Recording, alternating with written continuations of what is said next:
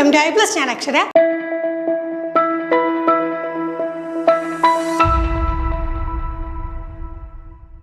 ഇന്ന് നമ്മൾക്ക് addressing the talented, creative and specially abled learners പല തരത്തിലാണല്ലേ. ചിലർ ക്രിയേറ്റീവ് ആയിട്ടുള്ളവരായിരിക്കും, ചിലർ ടാലൻറ്റഡ് ആയിരിക്കും, ചിലർ സ്പെഷ്യലി ഏബിൾഡ് ആയിരിക്കും. അപ്പോൾ പല വിധത്തിലുള്ള ലേണേഴ്സിനെ നമ്മൾ ക്ലാസ് റൂമുകളിൽ എങ്ങനെയാണ് അവരുടെ ഇഷ്യൂസ് അഡ്രസ്സ് ചെയ്യേണ്ടത്? എല്ലാവർക്കും ഇഷ്യൂസ് ഉണ്ടാക്കും ക്ലാസ് റൂമിൽ അല്ലേ. അപ്പോൾ ടീച്ചേഴ്സ് എന്താ ചെയ്യേണ്ടത്? എല്ലാവരുടെയും നീഡ്സ് നമ്മൾ സാറ്റിസ്ഫൈ ചെയ്ത് കൊടുക്കേണ്ടതുണ്ട്. ഹോളിസ്റ്റിക് ആയിട്ടുള്ള അപ്രോച്ചിലൂടെയാണ് നമ്മൾ പഠിപ്പിക്കേണ്ടതെന്ന് നമുക്കറിയാം. ക്ലാസ് റൂം ഇൻക്ലൂസീവ് ആണ്. അപ്പോൾ അതൊക്കെ അനുസരിച്ച് നമ്മൾ എങ്ങനെയാണ് ഓരോരുത്തരുടെയും നീഡ്സ് സാറ്റിസ്ഫൈ ചെയ്യേണ്ടത്. അപ്പോൾ അതറിയണമെന്നുണ്ടെങ്കിൽ കൃത്യമായിട്ടും ആരാണ് ടാലൻറ്റഡ് ആയിട്ടുള്ള കുട്ടികൾ, ആരാണ് ക്രിയേറ്റീവ് ആയിട്ടുള്ള കുട്ടികൾ, ആരാണ് സ്പെഷ്യലി ഏബിൾഡ് ആയിട്ടുള്ള കുട്ടികൾ, ആ കാര്യം നമ്മൾ പഠിച്ചിരിക്കണം. അപ്പോൾ addressing the needs of talented, creative and specially abled learners is A critical aspect of education. നമ്മൾ ഈ പറഞ്ഞ ടാലൻറ്റഡ് ആയിട്ടുള്ളവരാവട്ടെ, ക്രിയേറ്റീവ് ആയിട്ടുള്ളവരാവട്ടെ, സ്പെഷ്യലി ഏബിൾഡ് ആയിട്ടുള്ളവരാവട്ടെ, ആരായാലും അവരുടെ നീഡ്സ് നമ്മൾ അറിയേണ്ടത് എപ്പോഴും ക്രൂഷ്യൽ ആയിട്ടുള്ള ഒരു എലമെൻ്റ് ആണല്ലേ. അപ്പോൾ ഈ സ്റ്റുഡൻസിനെല്ലാം യൂണിക് എബിലിറ്റീസ് ആയിരിക്കും, യൂണിക് ചാലഞ്ചസും ആകും.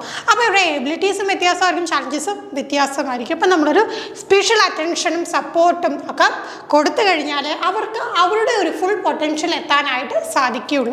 അപ്പോൾ എന്തൊക്കെയാണ് നമുക്ക് നോക്കാം. ആദ്യം തന്നെ നമ്മൾ പഠിക്കാൻ പോകുന്ന ടാലൻറ്റഡ് ലേണേഴ്സിനെ കുറിച്ചാണ്. എങ്ങനെയാണ് നമ്മൾ ടാലൻറ്റഡ് ലേണേഴ്സിൻ്റെ നീഡ്സ് മനസ്സിലാക്കേണ്ടത്? അപ്പോൾ അവരെ നമ്മൾ പറയാറുള്ള മറ്റൊരു ടേമാണ് ഗിഫ്റ്റഡ് അല്ലെങ്കിൽ ഹൈ എബിലിറ്റി സ്റ്റുഡൻസ്. അപ്പോൾ അവരും ഇമ്പോർട്ടൻ്റ് ആസ്പെക്ട് ഓഫ് എഡ്യൂക്കേഷൻ ആണ്. അപ്പോൾ ഇവിടെ വരുന്ന കാര്യം നമ്മൾ മുമ്പുള്ള ക്ലാസ്സുകളിൽ പറഞ്ഞു, 10ാം ക്ലാസ്സിലെ കുട്ടികൾക്ക് ചെന്നിട്ട് 1ാം ക്ലാസ്സിലെ പ്രോബ്ലം ചെയ്യാൻ കൊടുത്തു കഴിഞ്ഞാൽ അവർക്കത് ഭയങ്കര ഇൻഎഫക്റ്റീവ് ആണല്ലേ. അതുപോലെ തന്നെയാണ് ഈ സാധാരണ ഇപ്പോൾ 10ാം ക്ലാസ്സിൽ പഠിക്കുന്ന ഒരു കുട്ടിയാണെന്ന് വെച്ചു, പക്ഷേ അവരുടെ ലെവൽ കുറച്ചും കൂടെ ഉയരത്തിലാണ്.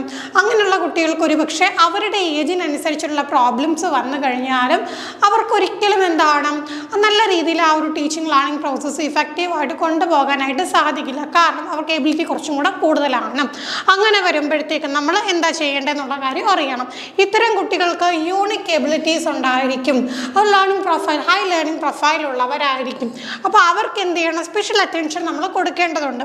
അപ്പോൾ അവർക്ക് വേണ്ടിയിട്ട് എന്താണ് എക്സ്ട്രാ സപ്പോർട്ട് കൊടുത്തു കഴിഞ്ഞാൽ അവർക്ക് കുറച്ചും കൂടെ ഒരു പൊട്ടൻഷ്യലിലോട്ട് എത്താനായിട്ട് സാധിക്കും. അപ്പോൾ നമ്മൾ അതിന് വേണ്ട സ്ട്രാറ്റജീസ് ഒക്കെയാണ് പറയാനായിട്ട് പോകുന്നത്. അപ്പോൾ നമുക്കറിയാം നമ്മുടെ അടുത്താണെങ്കിലും നവോദയ സ്കൂളുകൾ, കേന്ദ്രീയ വിദ്യാലയ സ്കൂളുകൾ എന്നൊക്കെ പറഞ്ഞുകൊണ്ട് എക്സാംസ് ഒക്കെ എഴുതിയിട്ട് കുട്ടികൾക്ക് സെപ്പറേറ്റ് ആയിട്ട് അവരെ സെഗ്രിഗേറ്റ് ചെയ്ത് പഠിപ്പിക്കുന്ന ഇടങ്ങൾ. അപ്പോൾ ആ കുട്ടികൾ എക്സൽ ചെയ്ത് നിൽക്കുന്നതുകൊണ്ട് സ്ഥിരം കരിക്കുലത്തിൽ നിന്ന് എക്സ്ട്രാ ആയിട്ട് ആ കുട്ടികൾക്ക് ആവശ്യമുള്ളത് കൊണ്ടാണ് അങ്ങനെ സ്കൂളിലേക്ക് മാറ്റുന്ന ആ ഒരു വസ്തുതയും കൂടി നിങ്ങൾ ഇവിടെ നിന്ന് ഓർത്ത് വെക്കാം. അപ്പോൾ ക്രിയേറ്റീവ് ലേണേഴ്സ് എന്ന് പറയുമ്പോഴത്തേക്ക് നമ്മളെപ്പോഴും അറിയേണ്ട ഒരു കാര്യം എന്ന് വെച്ച് കഴിഞ്ഞാൽ, ഇപ്പോൾ ഈ ടാലൻറ്റഡ് ആയിട്ടുള്ളവരാവട്ടെ, ക്രിയേറ്റീവ് ആയിട്ടുള്ളവരാവട്ടെ, അവർക്ക് എപ്പോഴും യൂണിക് സെറ്റ് ഓഫ് ക്യാരക്ടറിസ്റ്റിക്സ് ഉണ്ടായിരിക്കും. അപ്പോൾ അതുണ്ടെങ്കിൽ അവർക്ക് എന്ത് ചെയ്യാൻ പറ്റത്തുള്ളൂ? നല്ല രീതിയിൽ ഈ ഒരു അത് നമ്മൾ മനസ്സിലാക്കിയാൽ നല്ല രീതിയിൽ നമുക്ക് അവരെ ഉയർത്തിക്കൊണ്ടുവരാൻ പറ്റത്തുള്ളൂ.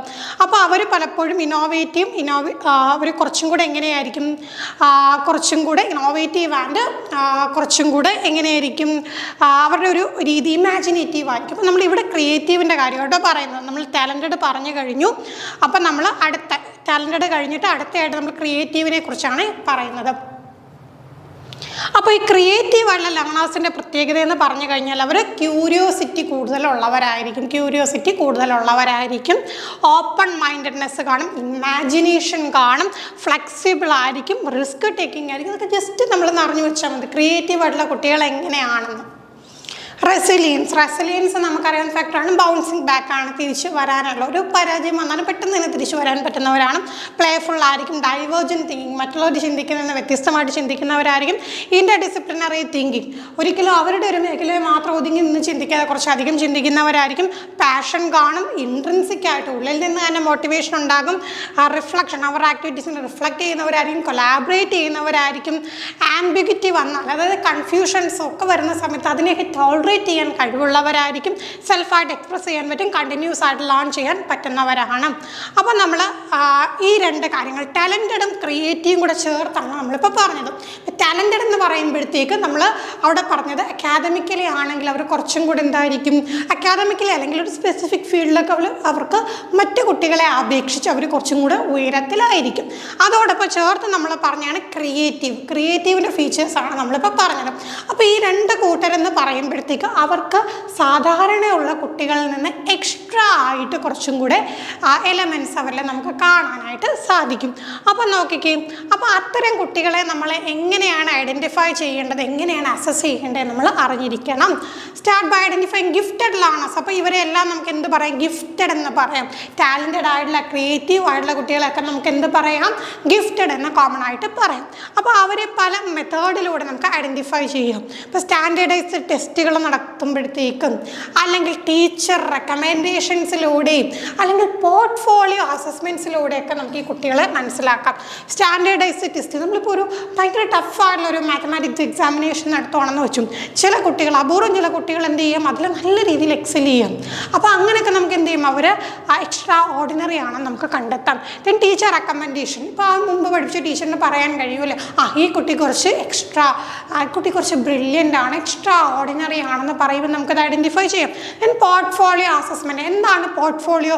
കുട്ടികളുടെ അച്ചീവ്മെൻറ്റുകളുടെ എല്ലാം കൂടെ ആ ഒരു കളക്ഷനെയാണ് പോർട്ട്ഫോളിയോ എന്ന് നമ്മൾ പഠിച്ചിട്ടുണ്ട്. അതിന് ഡിജിറ്റലായിട്ട് സ്റ്റോർ ചെയ്യുന്നതാണ് ഈ പോർട്ട്ഫോളിയോ. അപ്പോൾ ഈ പോർട്ട്ഫോളിയോ നോക്കുമ്പോൾ തന്നെ കുട്ടികളുടെ അച്ചീവ്മെൻറ്റ് നമുക്ക് മനസ്സിലാക്കാനായിട്ട് സാധിക്കും. അപ്പം മൾട്ടിപ്പിൾ ക്രൈറ്റീരിയ ഉപയോഗിച്ചുകൊണ്ട് നമുക്ക് എന്ത് ചെയ്യാം, ഇത്തരം കുട്ടികളെ കണ്ടെത്താം. അപ്പോൾ അവരുടെ ടാലൻറ്റുകളും എബിലിറ്റീസും ഒക്കെ നമുക്ക് എന്ത് ചെയ്യാം, കണ്ടെത്തി എടുക്കാം. അടുത്തത് ഇൻഡിവിജ്വലൈസ്ഡ് ലേണിംഗ് പ്ലാൻ കൊടുക്കണം. അപ്പോൾ അങ്ങനെ വരുമ്പോഴത്തേക്ക് കുട്ടികൾക്ക് എന്ത് ചെയ്യണം, ഇൻഡിവിജ്വലൈസ്ഡ് ലേണിംഗ് പ്ലാൻ അല്ല എന്നുണ്ടെങ്കിൽ പേഴ്സണലൈസ്ഡ് ലേണിംഗ് പ്ലാൻ. അപ്പോൾ സാധാരണ കുട്ടികളിൽ നിന്ന് കുറച്ചും കൂടെ വ്യത്യസ്തമായിട്ടുള്ളവരായതുകൊണ്ട് അവർക്ക് സെപ്പറേറ്റ് ആയിട്ടുള്ള പ്ലാനുകൾ, ഇൻഡിവിജ്വലൈസ്ഡ് അല്ലെങ്കിൽ പേഴ്സണലൈസ്ഡ് ആയിട്ടുള്ള പ്ലാനുകൾ കൊടുക്കുക. ആർക്ക് വേണ്ടിയിട്ടാണ്? ഈ പറഞ്ഞ ടാലൻറ്റഡും ക്രിയേറ്റീവും ആയിട്ടുള്ള ഗിഫ്റ്റഡ് സ്റ്റുഡൻസിന് കൊടുക്കുക. This plan should outline specific goals, accommodation and enrichment opportunities. അപ്പോൾ നോക്കിക്കേ, ഇത്തരം പ്ലാനുകൾ വെറുതെ പ്ലാൻ ചെയ്താൽ പോരാ. ഓക്കെ, ഇവർ എക്സ്ട്രാ ഓർഡിനറി ആണെന്ന് ഇവർക്ക് കുറച്ച് കൂടുതൽ കൊടുക്കാമെന്ന് പറഞ്ഞ് വെറുതെ പ്ലാൻ ചെയ്താൽ പോരാ. അതിനൊക്കെ സ്പെസിഫിക് ആയിട്ടുള്ള ഗോളുകൾ ഉണ്ടായിരിക്കണം, അതിന് ചേർന്ന അക്കോമഡേഷൻസ് ഉണ്ടാകണം, എൻറിച്ച്മെൻറ്റ് ഓപ്പർച്യൂണിറ്റീസും ഉണ്ടാകണം. എന്നിട്ട് നമ്മൾ എന്ത് ചെയ്യണം, കരിക്കുലം അവരുടെ ഒരു യൂണിക് നീഡ്സിനും ഇൻട്രസ്റ്റിനും അനുസരിച്ച് നമുക്ക് കരിക്കുലത്തിൽ മാറ്റങ്ങളൊക്കെ വരുത്താം. അപ്പം ഞാൻ മുമ്പ് പറഞ്ഞ പോലെ ഇപ്പോൾ നവോദയ വിദ്യാലയങ്ങൾ, കേന്ദ്ര വിദ്യാലയങ്ങളൊക്കെ ആണെങ്കിലും അവർക്ക് സാധാരണ സിലബസിൽ നിന്നും വ്യത്യാസമായിരിക്കും. കാരണം അവരുടെ കരിക്കുലത്തിൽ എന്ത് ചെയ്തിട്ടുണ്ട്, മാറ്റങ്ങൾ വരുത്തിയിട്ടുണ്ട്. ആ ഒരു വസ്തുത നിങ്ങൾ ഇവിടുന്ന് കണക്ട് ചെയ്ത് വെച്ചാൽ മതി. അടുത്തത് ആക്സിലറേഷൻ ആൻഡ് എൻറിച്ച്മെൻറ്റ്. അപ്പോൾ അവർക്ക് ആക്സിലറേഷൻ ഓപ്ഷൻസ് കൊടുക്കാം എന്നുള്ളൊരു കാര്യമാണ്. ആക്സിലറേഷൻ ഓപ്ഷൻസ് എന്ന് പറയുമ്പോഴത്തേക്കും ഗ്രേഡ് സ്കിപ്പിംഗ്, സബ്ജക്റ്റ് ആക്സിലറേഷൻ. അപ്പോൾ നോക്കിക്കേ, ചില സബ്ജക്റ്റിലൊക്കെ ഇവർ എക്സീഡ് ചെയ്യുമ്പോൾ അവർക്ക് അതുമായിട്ട് ബന്ധപ്പെട്ട് കൂടുതൽ കാര്യങ്ങൾ കൊടുക്കും. ചില സമയത്ത് ഗ്രേഡ് സ്കിപ്പിംഗ് നമ്മൾ പത്രത്തിലൊക്കെ വായിച്ചിട്ടുണ്ട്. 15 വയസ്സിൽ ഡോക്ടറേറ്റ് നേടി, 15 വയസ്സിൽ മാസ്റ്റേഴ്സ് ഡിഗ്രി നേടി എന്നൊക്കെ പറഞ്ഞുകൊണ്ടൊക്കെ ചെറിയ കുട്ടികൾ വലിയ അച്ചീവ്മെൻറ്റ്സ് നേടിയ കാര്യമൊക്കെ നമ്മൾ കണ്ടിട്ടുണ്ട്. അപ്പോൾ ഈ കുട്ടികളൊക്കെ എക്സ്ട്രാ ഓർഡിനറി ആയതുകൊണ്ട് ഒരു പക്ഷേ അവർക്ക് മറ്റ് ക്ലാസ്സുകൾ ഒരു സാധാരണ കുട്ടികളെ പോലെ ഓരോ ക്ലാസ്സുകളും ഇരുന്നിരുന്ന് പഠിക്കേണ്ട ആവശ്യമില്ല. അപ്പോൾ അവർ ഗ്രേഡ്സ് സ്കിപ്പ് ചെയ്തിട്ട് അവരുടെ ഒരു ഇൻ്റലക്ച്വൽ എബിലിറ്റിക്ക് അനുസരിച്ചുള്ള, ഏജിന് അനുസൃതമായിട്ടുള്ളതല്ലാതെ ഇൻ്റലക്ച്വൽ എബിലിറ്റിക്ക് അനുസരിച്ചുള്ള ഗ്രേഡ്സിലോട്ട് അവരെ എത്തിക്കാം. അപ്പോൾ അഡ്വാൻസ്ഡ് കണ്ടൻറ്റ് വേണ്ടവർക്ക് അങ്ങനെ കൊടുത്തു പോകാം. പിന്നെ അവർക്ക് എൻറിച്ച്മെൻറ്റ് ആക്ടിവിറ്റീസ് കൊടുക്കാം. അവർക്ക് സാധാരണ ആക്ടിവിറ്റീസ് കൂടാതെ അവർക്ക് എൻറിച്ച്മെൻറ്റ് ആക്ടിവിറ്റീസും പ്രോജക്ട്സും ഒക്കെ കൊടുക്കാം. പിന്നെ അവർക്ക് കുറച്ചും കൂടെ അവരുടെ ഇൻട്രസ്റ്റുകളൊക്കെ എക്സ്പ്ലോർ ചെയ്യാനായിട്ടും സ്റ്റാൻഡേർഡ് കരിക്കുലത്തിന് പുറത്തോട്ട് അവർക്ക് പോകാനായിട്ടുള്ള ഓപ്പർച്യൂണിറ്റീസ് കൊടുക്കാം. നമ്മളൊരു നോർമൽ സ്റ്റുഡൻറ്റിന് വേണ്ട രീതിയിലാണ് നമ്മുടെ കരിക്കുലം സ്ട്രക്ചർ ചെയ്ത് വെച്ചിരിക്കുന്നത്. അപ്പോൾ ഈ എക്സ്ട്രാ ഓർഡിനറി സ്റ്റുഡൻറ്റിന് ചിലപ്പോൾ അത് സാറ്റിസ്ഫൈ ചെയ്ത് പോകാൻ പറ്റിയെന്ന് വരില്ല. കാരണം അവർക്ക് ഒരിക്കലും അതൊരു ചലഞ്ചിങ് സിറ്റുവേഷനായിട്ട് തോന്നില്ല. അപ്പോൾ എന്ത് ചെയ്യുക, നമ്മൾ കരിക്കുലത്തിന് പുറത്തുള്ള ആക്ടിവിറ്റീസും ഓപ്പർച്യൂണിറ്റീസും ഒക്കെ പ്രൊവൈഡ് ചെയ്ത് അവരുടെ ഒരു ഇൻട്രസ്റ്റിനെയൊക്കെ നമുക്ക് എന്ത് ചെയ്യാം, കുറച്ചും കൂടെ എക്സ്പ്ലോർ ചെയ്തെടുക്കാം. Next flexible grouping. നമ്മൾ ഈ പറഞ്ഞ പോലെ ഫ്ലെക്സിബിൾ ആയിട്ടുള്ള ഗ്രൂപ്പിംഗ് ആവശ്യമാണ്. അപ്പം ഭയങ്കര ഇൻ്റലക്ച്വലി ടാലൻറ്റഡ് ആയിട്ടുള്ള കുട്ടികളും അപ്പോൾ അവരെ ഒരുപക്ഷെ എന്ത് ചെയ്യുക, നമുക്ക് ആവറേജ് സ്റ്റുഡൻസിൻ്റെ കൂടെ ഇരുത്തുമ്പോഴത്തേക്ക് ക്ലാസ് റൂമിൽ ബുദ്ധിമുട്ടുകൾ തോന്നിയേക്കാം. കാര്യം എന്താ, അവർ പല തരത്തിലാണുള്ള നീഡ്സാണ് അവർക്കുള്ളത്. അപ്പം നമ്മൾ ഫ്ലെക്സിബിൾ ആയിട്ടുള്ള ഗ്രൂപ്പിങ്ങുകൾ നടത്താം. Ability grouping, cross grade grouping. Ability grouping എന്ന് പറയുമ്പോഴത്തേക്ക് ഈ പറഞ്ഞ എബിലിറ്റി കുറച്ച് കൂടുതലുള്ളവർക്ക് എന്ത് ചെയ്യാം, അവരെ നമ്മൾ സെപ്പറേറ്റ് ആയിട്ട് മാറ്റാം. എന്നിട്ട് അവർക്കെല്ലാം ഒരുപോലത്തെ കരിക്കുലം നമുക്ക് കൊടുക്കാം. അല്ലെങ്കിൽ ക്രോസ് ഗ്രേഡ്, നമ്മൾ ഈ പറഞ്ഞ പോലെ ഇപ്പോൾ പല പ്രായത്തിലുള്ള കുട്ടികൾ ഒരേ ബുദ്ധിവൈഭവം കാണിക്കുന്നെങ്കിൽ നമുക്ക് ഒന്നിച്ച് കൊണ്ടുപോകാം ക്ലാസ്. അപ്പോൾ അവരെ ഒന്നിച്ചെടുത്ത് ക്ലാസ് എടുക്കാം. ആ ഒരു പാറ്റേൺ ഒക്കെ നമുക്ക് കൊണ്ടുവരാം. അപ്പോൾ എന്ത് ചെയ്യാനായിട്ട് ഈ പറഞ്ഞ ഗിഫ്റ്റഡ് സ്റ്റുഡൻസിനും പിയേഴ്സുമായിട്ട് വർക്ക് ചെയ്യാനുള്ള ഒരു ഓപ്പർച്യൂണിറ്റി അവർക്ക് കൊടുക്കും. ഇപ്പം നമ്മൾ എക്സ്ട്രാ ഓർഡിനറി ആയിട്ട് ഒരു കുട്ടിയേ ഉള്ളൂ, അപ്പോൾ ആ ഒരു കുട്ടിക്ക് മാത്രമായിട്ട് ഒരു ക്ലാസ് കൊടുക്കാമെന്ന് പറഞ്ഞു കഴിഞ്ഞാൽ അവിടെ പിയർ ഇൻട്രാക്ഷൻ ഒന്നും തന്നെ ഇല്ല. അതുപോലെ എക്സ്ട്രാ ഓർഡിനറി ആയിട്ടുള്ള കുട്ടികളെ ഒന്നിച്ചു കൊണ്ടുവന്നാലും അപ്പോൾ അവർക്ക് പിയർ ഇൻറ്ററാക്ഷനിലൂടെ ചലഞ്ചിങ് സിറ്റുവേഷനിലൂടെ ഒക്കെ ക്ലാസ്സുകൾ മുന്നോട്ട് കൊണ്ടുപോകാനായിട്ട് സാധിക്കും അല്ലേ. അവർക്ക് ഏറ്റവും ഇഫക്റ്റീവായിട്ടുള്ള രീതിയിൽ നല്ല ഔട്ട്പുട്ട് പ്രൊഡ്യൂസ് ചെയ്യാനും സാധിക്കും. അപ്പോൾ അതിനെയാണ് നമ്മൾ ഫ്ലെക്സിബിൾ ഗ്രൂപ്പിംഗ് നടത്തുക എന്ന് പറഞ്ഞത്. അടുത്തത് അഡ്വാൻസ് കരിക്കുലം. അപ്പോൾ അവർക്ക് വേണ്ടിയിട്ട് നമ്മൾ എന്ത് ചെയ്യണം, ഈ പറഞ്ഞ കരിക്കുലം അഡ്വാൻസ് ചെയ്യണം. അപ്പോൾ മെറ്റീരിയൽസും റിസോഴ്സസും ഒക്കെ അവരുടെ ഒരു ഇൻട്രസ്റ്റ് അനുസരിച്ചുകൊണ്ട്, ഈ ഗിഫ്റ്റഡ് സ്റ്റുഡൻസിൻ്റെ ഒരു ഇൻട്രസ്റ്റ് അനുസരിച്ചുകൊണ്ട് എന്ത് ചെയ്യണം, നമ്മളത് ഇൻക്രീസ് ചെയ്യണം. അപ്പോൾ ഇൻഡിപെൻഡൻ്റ് ആയിട്ടുള്ള അവർക്ക് റിസർച്ച് പ്രോജക്ട്സ് ഒക്കെ ചെയ്യണം. അവർക്ക് ഇൻഡിപെൻഡൻ്റ്ലി പ്രോജക്ട്സ് ചെയ്യാനുള്ള കഴിവുണ്ട്. അപ്പോൾ അവർക്ക് നമുക്ക് അതിനുള്ള അവസരങ്ങൾ ഉണ്ടാക്കി കൊടുക്കുക. എന്നിട്ട് സെൽഫ് ഡയറക്റ്റഡ് ലേണിംഗ്, അവർക്ക് സ്വയം അവരുടെ ഒരു പഠനത്തിന് ഡയറക്റ്റ് ചെയ്യാനായിട്ടുള്ളൊരു അവസരവും പ്രൊവൈഡ് ചെയ്യുക, അതിനെ എൻകറേജ് ചെയ്യാം.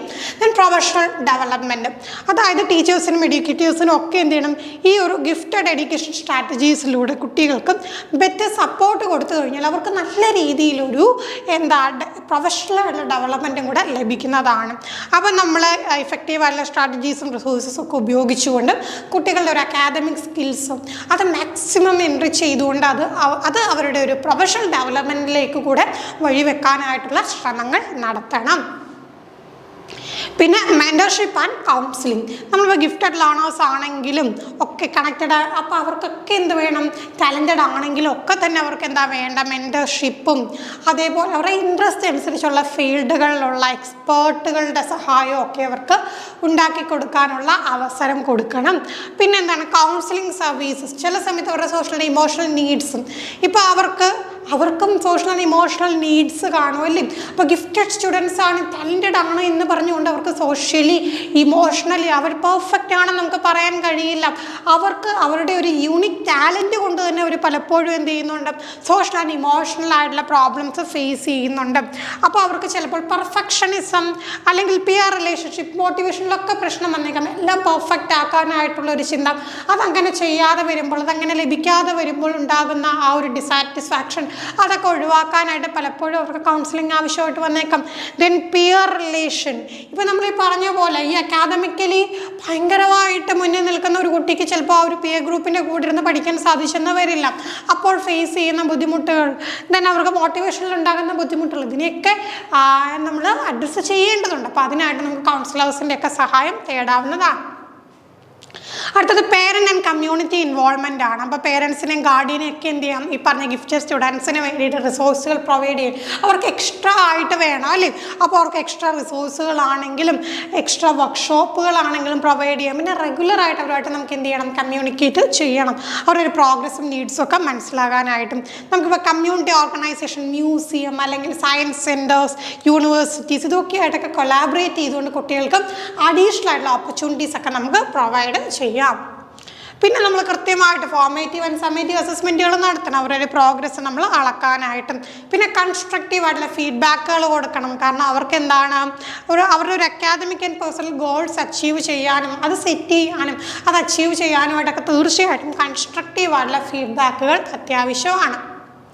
അടുത്ത അഡ്വക്കസി ആൻഡ് ഇക്വിറ്റി എന്ന് പറയുമ്പോഴത്തേക്കും, അപ്പോൾ ഈ സ്കൂൾ സിസ്റ്റത്തിൽ അവർക്ക് കുറേ നീഡ്സ് നമുക്ക് കാണാനായിട്ട് സാധിക്കും. അപ്പോൾ അവർക്കും എന്ത് ചെയ്യണം, ഇക്വിറ്റബിൾ ആക്സസ് അതായത് ഇപ്പോൾ ഗിഫ്റ്റഡ് എഡ്യൂക്കേഷൻ എന്ന് പറയുമ്പോഴത്തേക്കും ആ ഒരു ഗിഫ്റ്റഡ് ആയിട്ടുള്ള സ്റ്റുഡൻസിനെല്ലാം ഒരുപോലെ എന്ത് ചെയ്യണം, ഈ ഒരു ഗിഫ്റ്റഡ് എഡ്യൂക്കേഷൻ പ്രോഗ്രാമിൽ അവരിപ്പോൾ പല ബാക്ക്ഗ്രൗണ്ടിൽ നിന്ന് വരുന്നവരാവട്ടെ, എന്നിരുന്നാലും എല്ലാവർക്കും ഒരേപോലെ ഗിഫ്റ്റഡ് ആയിട്ടുള്ളവരാണെങ്കിൽ അവർക്കെല്ലാം ഒരുപോലെ തന്നെ എന്ത് കിട്ടണം, ഈക്വിറ്റബിൾ ആയിട്ടുള്ള ആക്സസ് കിട്ടണം. അപ്പം ഇവർ എന്ന് പറയുമ്പോഴത്തേക്ക് ചിലപ്പോൾ ആ കൂട്ടത്തിൽ ലോ ഇൻകം ഫാമിലിയിലുള്ളവർ കാണാം, ഇൻ കേസ് ഡിസബിലിറ്റീസ് ഉള്ളവരുണ്ടാകാം, അല്ലെങ്കിൽ എന്തെങ്കിലും ഉള്ള രീതിയിൽ മറ്റുള്ളവരിൽ നിന്ന് പിന്നോക്കം അവരെ വലിക്കുന്ന ഫാക്ടേഴ്സ് ഉണ്ടായിരിക്കാം. അതിനെയൊക്കെ തരണം ചെയ്തുകൊണ്ട് നമ്മൾ ഈ പറഞ്ഞ പോലെ ഡിസബിലിറ്റി ഉള്ളവർ പക്ഷെ അവർ ഭയങ്കരമായിട്ടും ഇൻ്റലക്ച്വൽ ആണ് എന്ന് പറയുമ്പോഴത്തേക്ക് ഒരിക്കലും അവരെ നമ്മൾ എന്താണ് പിറകിലോട്ട് പോകാനായിട്ട് അനുവദിക്കരുത്. അവരെയും മറ്റുള്ളവരെ പോലെ തന്നെ എന്ത് ചെയ്യണം, മുന്നോട്ട് കൊണ്ടുവരണം. അവർക്കും ഈ എഡ്യൂക്കേഷൻ ഓപ്പർച്യൂണിറ്റീസ് പ്രൊവൈഡ് ചെയ്യണം എന്നുള്ള ഒരു വസ്തുത ഇവിടെ നമ്മൾ ഓർക്കേണ്ടതായിട്ടുണ്ട്. അത് ലെവൽസ് ഓഫ് എബിലിറ്റി. നമ്മളിപ്പം പറഞ്ഞു പല വിധത്തിലുള്ള ടാലൻ്റ് ഉണ്ട്, ക്രിയേറ്റിവിറ്റി ഉണ്ടെന്നൊക്കെ പറഞ്ഞു. അപ്പോൾ ഈ ലെവൽസ് ഓഫ് എബിലിറ്റി പറയാനായിട്ട് ഈ പറഞ്ഞ ഗിഫ്റ്റഡ് അല്ലെങ്കിൽ ടാലൻറ്റ് ചിൽഡ്രൻ എന്ന് പറയുമ്പോഴത്തേക്ക് അവരുടെ IQ നമ്മൾ ഇപ്പോൾ ജനറലൈസ് ചെയ്ത് പറയുവാണെങ്കിൽ അവരിൽ ഒരു IQ എന്ന് പറയുന്നത് ഇറ്റ്സ് ബിറ്റ്വീൻ 130 up to 200, 130നും 200നും ഇടയ്ക്കായിട്ടായിരിക്കും ഇത്തരം കുട്ടികളുടെ ഒരു IQ വരുന്നത്. അപ്പം നോക്കിക്കുക, അപ്പോൾ അവരെ നമുക്ക് എന്ത് ചെയ്യാം, അവരുടെ ഗിഫ്റ്റഡ്നെസ്സിനെ നമുക്ക് എന്ത് ചെയ്യാം, പല ഗ്രൂപ്പായിട്ട്, പല എഡ്യൂക്കേഷണൽ സൈക്കോളജിസ്റ്റ് ഇതിനെ പല ഗ്രൂപ്പായിട്ട് തിരിച്ചിട്ടുണ്ട്. നമുക്ക് ജനറൽ ആയിട്ടുള്ള ഒരു ഐഡിയ നോക്കാം.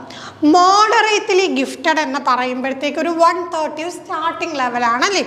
130 to 144 ആണെങ്കിൽ അത്തരം കുട്ടികൾ നമുക്ക് 130 to 144 മോഡറേറ്റ്ലി ഗിഫ്റ്റഡ്. ഇനി 145 to 159 എന്ന് പറയുമ്പോൾ ഹൈലി ഗിഫ്റ്റഡ്. 160 to 179 എന്ന് പറയുമ്പോൾ എക്സെപ്ഷണലി ഗിഫ്റ്റഡ്. ആൻഡ് 180 എബവ് ആണെങ്കിൽ അത് profoundly gifted.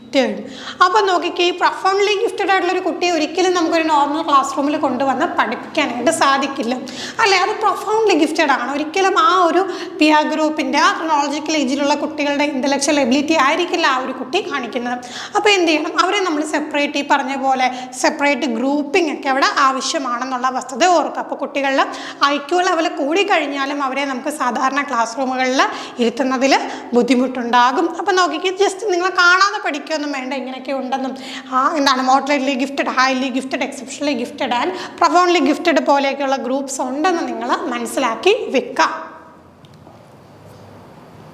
Remember that addressing the needs of talented learners is an ongoing process that requires collaboration among teachers, administrators, parents and students themselves. അപ്പോൾ നമ്മൾ നോക്കിക്കുക, ഈ പറഞ്ഞ talented ആയിട്ടുള്ള കുട്ടികൾ വന്നു കഴിഞ്ഞാൽ തീർച്ചയായിട്ടും അവിടെ എന്താണ്, അവിടെ പലരുടെയും കൊലാബറേഷനിലൂടെ മാത്രമേ അവരുടെ പഠനം നല്ല രീതിയിൽ കൊണ്ടുപോകാൻ പറ്റത്തുള്ളൂ. ടീച്ചേഴ്സ് ആവട്ടെ, അഡ്മിനിസ്ട്രേറ്റേഴ്സ് ആവട്ടെ, പേരൻസ് ആവട്ടെ, ആ സ്റ്റുഡൻസ് തന്നെ ആവട്ടെ, ഇവരെല്ലാം കൂടെ കൊലാബറേറ്റ് ചെയ്ത് കഴിഞ്ഞാൽ മാത്രമേ അവരുടെ ഒരു പഠനം നമ്മൾക്ക് നല്ല രീതിയിൽ കൊണ്ടുപോകാൻ പറ്റത്തുള്ളൂ. അവരുടെ മാക്സിമം പൊട്ടൻഷ്യൽ നമുക്ക് എക്സ്പ്ലോർ ചെയ്യാൻ സാധിക്കുകയുള്ളൂ. അതുകൊണ്ട് അവർക്ക് സപ്പോർട്ടീവായിട്ടുള്ള നർച്ചറിങ് ആയിട്ടുള്ളൊരു ലേണിംഗ് എൻവയോൺമെൻറ്റ് ക്രിയേറ്റ് ചെയ്യണം. അവരുടെ ഒരു ഗ്രോത്തും ഡെവലപ്മെൻറ്റും ഒക്കെ നല്ല രീതിയിൽ പോകുന്ന രീതിയിൽ സപ്പോർട്ടീവായിട്ടുള്ള ആ ഒരു എലമെൻറ്റ്സ് വരണം. അപ്പോൾ ഇത്തരം ഗിഫ്റ്റഡ് ഇൻഡിവിജ്വൽസിന് അവരുടെ സോഷ്യൽ ആൻഡ് ഇമോഷണൽ വെൽബീയിങ്ങും പ്രാധാന്യമാണ് അല്ലേ. നമ്മൾ അവർ ഗിഫ്റ്റഡ് ആണ് എന്ന് പറയുമ്പോൾ അവരുടെ സോഷ്യൽ ആൻഡ് ഇമോഷണൽ വെൽബീയിങ്ങിനെ പലപ്പോഴും നമ്മൾ വിട്ടുപോകുന്ന ഒരു ഫാക്ടറാണ്.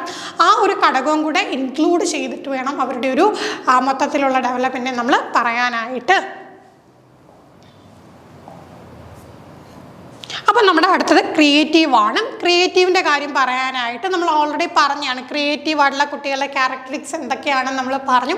അവരെ നമുക്ക് എന്താണ് ഈ പറഞ്ഞ ഗിഫ്റ്റഡ് ഗ്രൂപ്പിൽ തന്നെയാണ് പറയുന്നത്. ക്രിയേറ്റീവായിട്ടുള്ള ലേണേഴ്സ് ആണെങ്കിലും അവരുടെ പ്രത്യേകത എന്താണ്, അവർ കുറച്ചും കൂടെ കാര്യങ്ങൾ എക്സ്പ്രസ് ചെയ്യുന്ന കൂട്ടത്തിലായിരിക്കും, പുതിയ ഐഡിയാസൊക്കെ എക്സ്പ്ലോർ ചെയ്യുന്ന കൂട്ടത്തിലായിരിക്കും, അൺകൺവെൻഷണൽ ആംഗിൾസിലൂടെ കാര്യങ്ങൾ നോക്കിക്കാണും.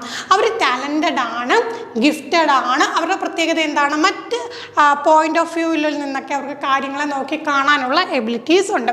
അപ്പോൾ അവരെ അഡ്രസ്സ് ചെയ്യാനുള്ളതാണ് അടുത്ത നമ്മൾ പറയുന്നത്. ഓൾറെഡി നമ്മൾ ഈ പറഞ്ഞ IQ ലെവൽ കൂടുതലുള്ള കുട്ടികൾക്ക് എന്താണ് ചെയ്യേണ്ടതെന്ന് പറഞ്ഞു കഴിഞ്ഞു. ഇനി ക്രിയേറ്റിവിറ്റി കൂടുതലായിട്ടുള്ള ഗിഫ്റ്റഡ് ലേണേഴ്സിൽ എന്തൊക്കെയാണ് ചെയ്യേണ്ടത്? Create A class room or learning space and encourage creativity.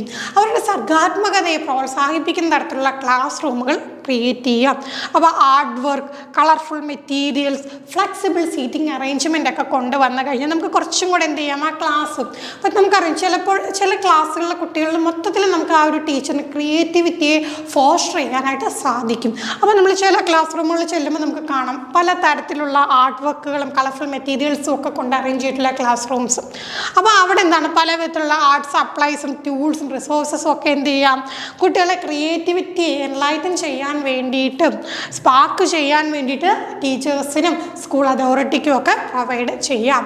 Encourage exploration, അവർക്ക് മാക്സിമം എന്ത് ചെയ്യുക, different subject areas of interest ഒക്കെ എന്ത് ചെയ്യാം, അവർക്ക് എക്സ്പ്ലോർ ചെയ്യാനുള്ള അവസരങ്ങൾ കൊടുക്കാം. ഇൻഡിപെൻഡൻ്റ് ആയിട്ട് അവർ പ്രോജക്ട്സ് ചെയ്യട്ടെ, അവർ അസൈൻമെൻറ്റ്സിൻ്റെ ടോപ്പിക് സെലക്ട് ചെയ്യട്ടെ, കാരണം അവർക്കത് ചെയ്യാനായിട്ടുള്ള എബിലിറ്റി ഉണ്ട്. Hands on activities, experiments, field ട്രിപ്സും ഒക്കെ അവരുടെ ഒരു ക്യൂരിയോസിറ്റിയെ എൻഗേജ് ചെയ്യിക്കാൻ വേണ്ടിയിട്ട് നമുക്ക് കൊണ്ടുവരാം. അടുത്തത് എംബ്രേസ് ഡൈവേർജൻറ്റ് തിങ്കിങ് അല്ലേ, നമ്മൾ ഓൾറെഡി പറഞ്ഞിട്ടുള്ളൊരു പോയിൻ്റാണ് കൺവേർജൻറ്റും ഡൈവേർജൻറ്റും.